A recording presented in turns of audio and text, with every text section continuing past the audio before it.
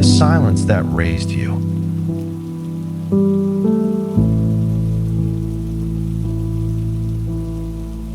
When people imagine a wounded childhood, they picture shouting, doors slamming, words that cut. And for some, that was true.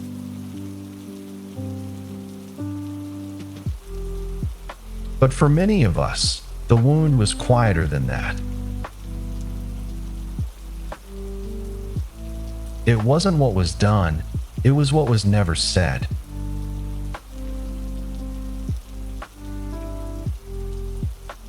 There's a study you may have heard of, the still face experiment by the psychologist Ed Tronick.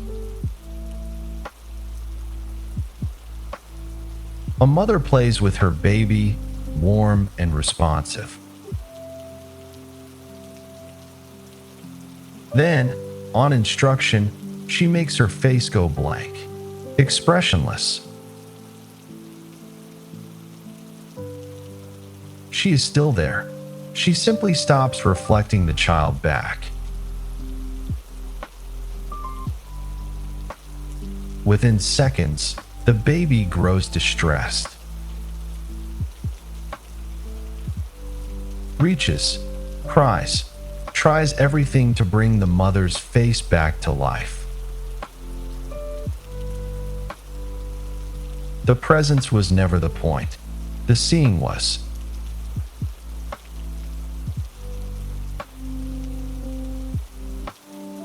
Some of us grew up in a house full of still faces.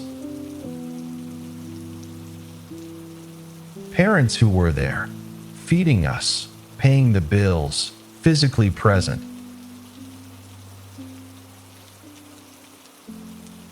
But whose eyes never quite landed on who we actually were inside. Psychologists call it emotional neglect. And it leaves a strange kind of mark because there's no scene to point to. No single night you can name. Just a vague, lifelong sense that you were somehow alone in a room full of people.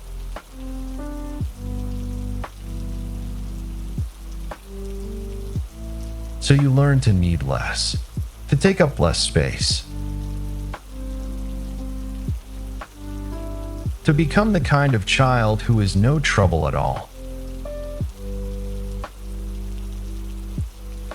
And then, one day, the love finally appeared, but it came with a price.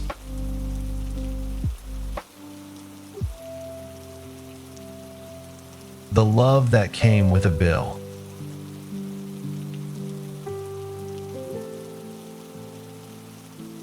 It usually started with something small. A good grade, a clean room, a performance, a prize, a moment where you were useful, easy, impressive. And suddenly, there it was, the warmth, the attention, the face that finally turned toward you. So you understood the way children understand things. Not with words, but with the whole body.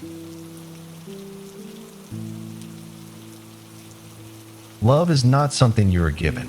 Love is something you earn.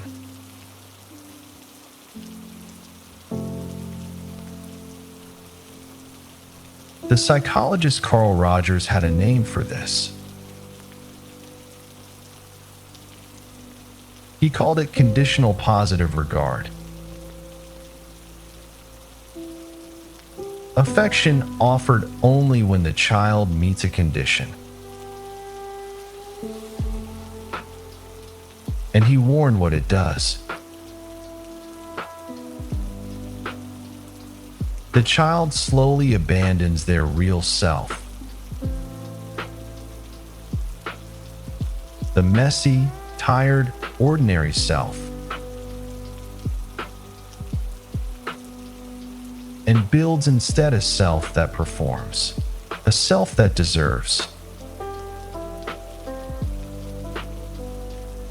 Winnicott called this performing self the false self. A mask, worn so early and so long that you forget it's a mask at all. And here is the cruelty of it. You didn't just learn to perform for love.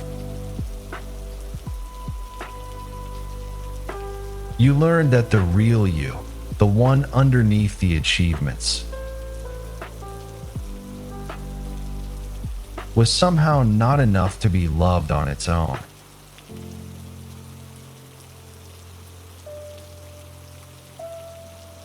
Ask yourself, quietly, do you love being loved? Or have you only ever known the relief of being approved of?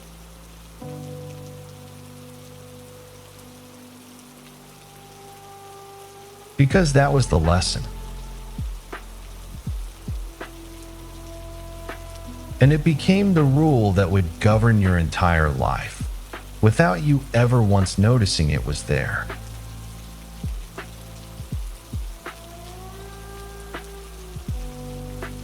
The invisible rule.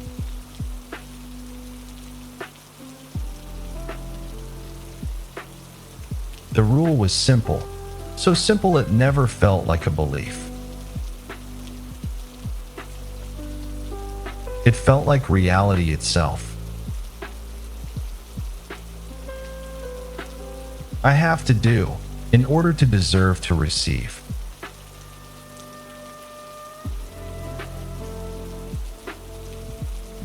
Cognitive psychologists call these core beliefs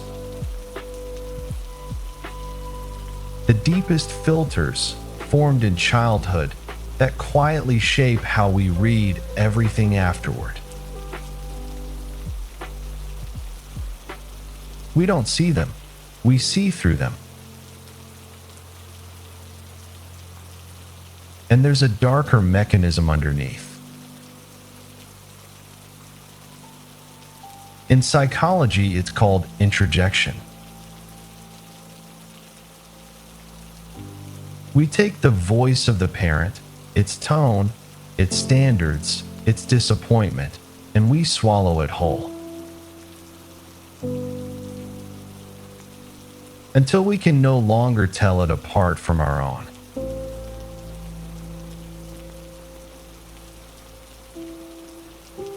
That voice that tells you you're behind, that you haven't done enough, that you'll rest when you've earned it.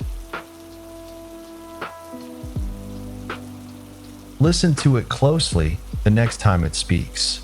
The vocabulary, the tone. It is rarely yours. It was given to you long ago by someone whose approval you were starving for.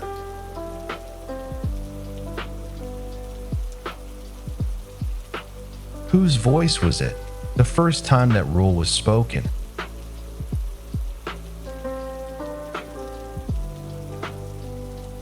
Because that rule didn't stay in childhood. It followed you. It's in the hours you work that no one asked you to. It's in everything you buy, trying to fill a hole that never shows up on any receipt.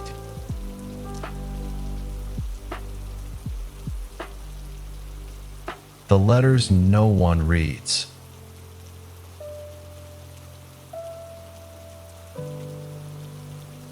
So you spent your life sending letters. You just never called them that. The promotion was a letter. The new car, a letter. The body you disciplined, the apartment you furnished, the praise you chased on a screen at midnight. Each one addressed to someone who was never going to read it.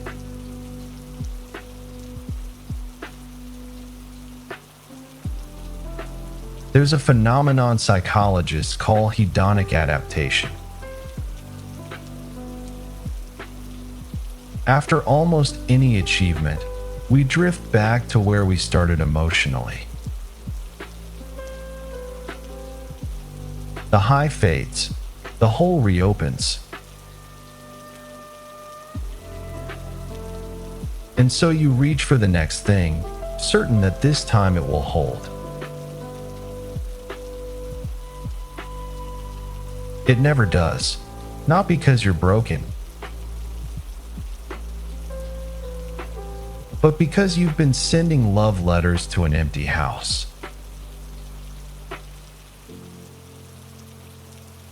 How many of your achievements were really requests for love in disguise?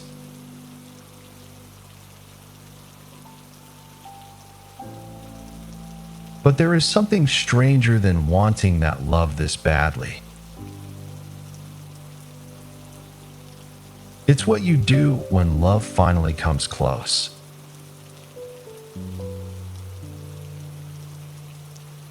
If you've made it this far, something here is probably landing closer to home than you expected.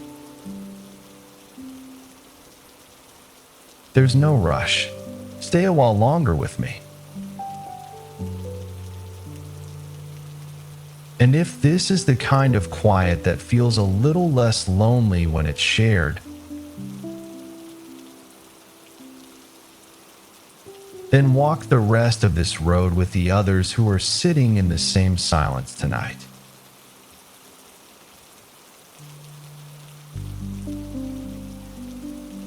Wanting and fearing love.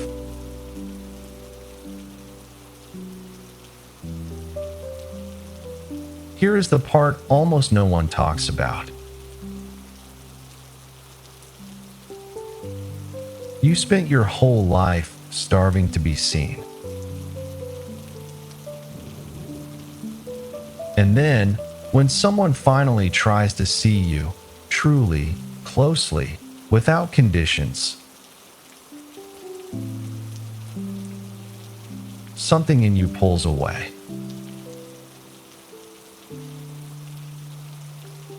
You find a flaw in them. You grow distant for no reason.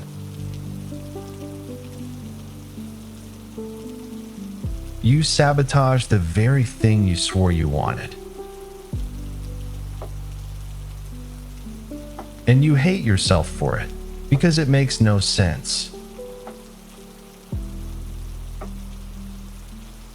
But it makes perfect sense.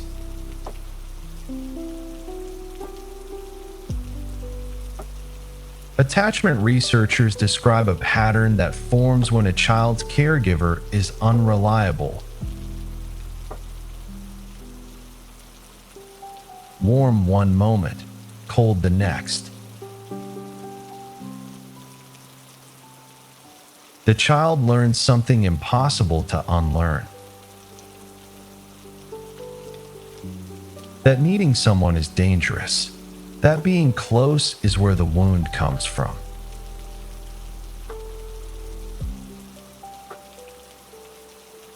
So the nervous system makes a quiet decision long before you could understand it. It decides that distance is safety. That to be truly seen is to be exposed to the same old bill arriving. The price, the conditions, the withdrawal.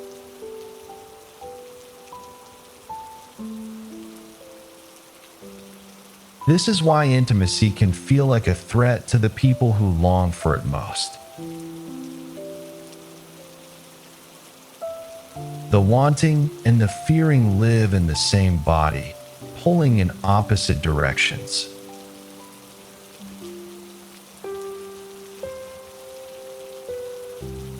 You don't run from love. You run from the bill you learn love always comes with.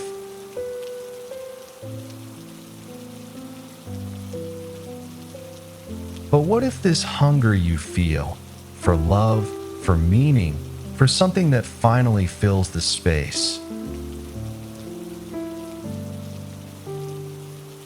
doesn't begin where you think it does?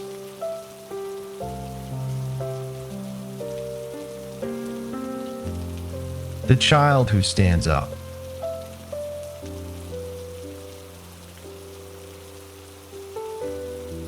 There is a moment in this kind of life that arrives quietly.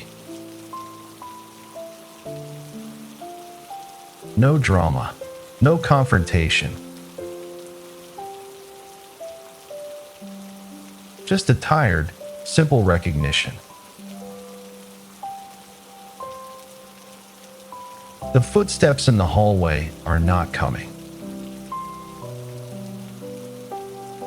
Not because you didn't wait well enough. Not because you weren't good enough to deserve them. But because the one you were waiting for was never able to give what you needed. And no amount of waiting was ever going to change that.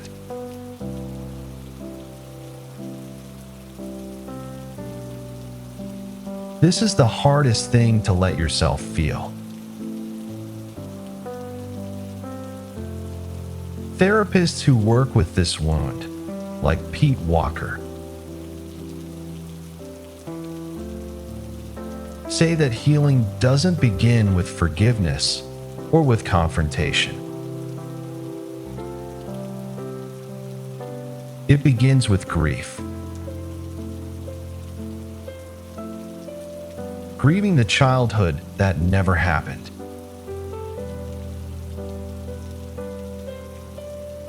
The parent who never quite arrived.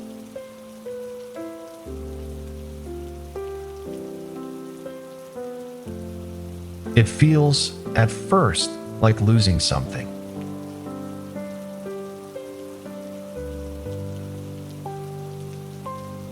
But you cannot lose what you never had. What you're really setting down is the waiting itself. The exhausting, lifelong hope that if you just become enough, the still face will finally come alive.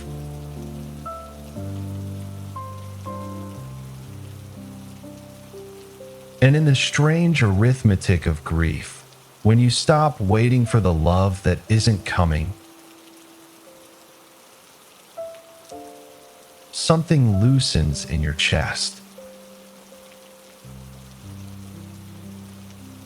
The room gets a little quieter. A little lighter. The child at the door does not knock again. She does something she has never done before. She stands up.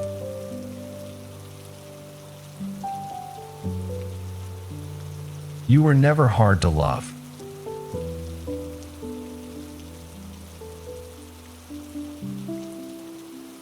And when the child finally rises, she discovers something that changes everything.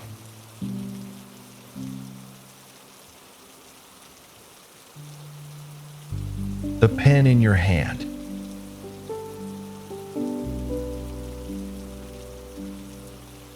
What she discovers is this: the problem was never the object.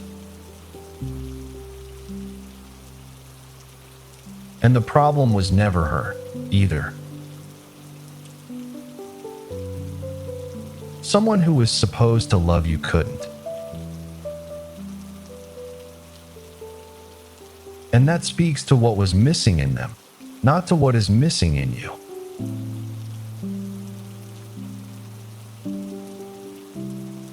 You spent a lifetime trying to fill a hole shaped like a mother or a father.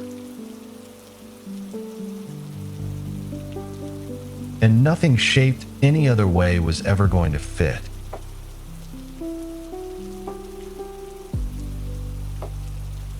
Maybe this is why so many of us spend our lives reaching for something larger. A meaning, a faith, a hunger with no bottom, and almost a holy name. Perhaps that infinite hunger began in something very small and very human. A gaze that never quite landed on us the way we needed.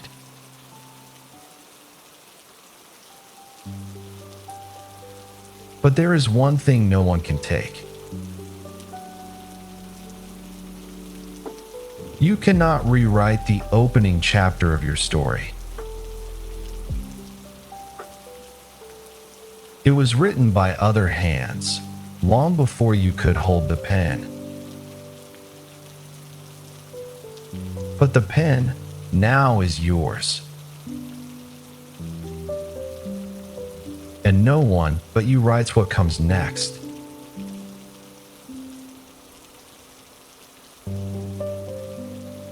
When the old doubt returns, and it will,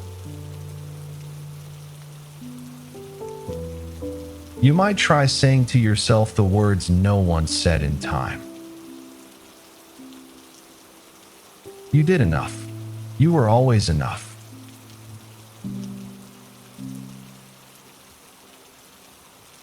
And there remains one last truth, the hardest and the most freeing of all.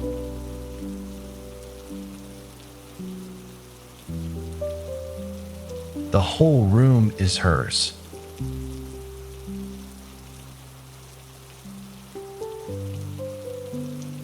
You may never hear those words, the ones you waited a lifetime for.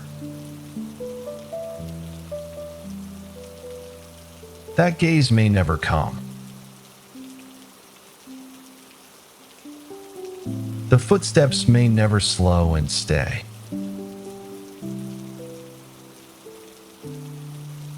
That is the grief you carry. And it is real, and it deserves to be felt.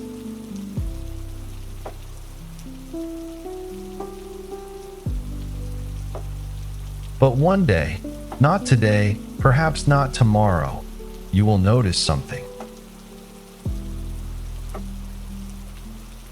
That you no longer need to hear them to know who you are. That the worth you spent your life trying to earn was never something to be granted by someone else's eyes.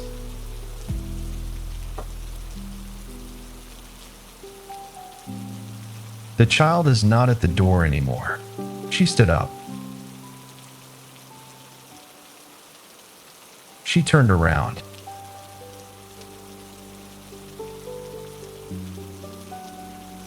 And for the first time, the whole room is hers.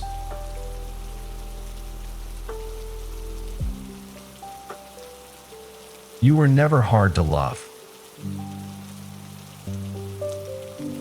You were simply loved by someone who never learned how.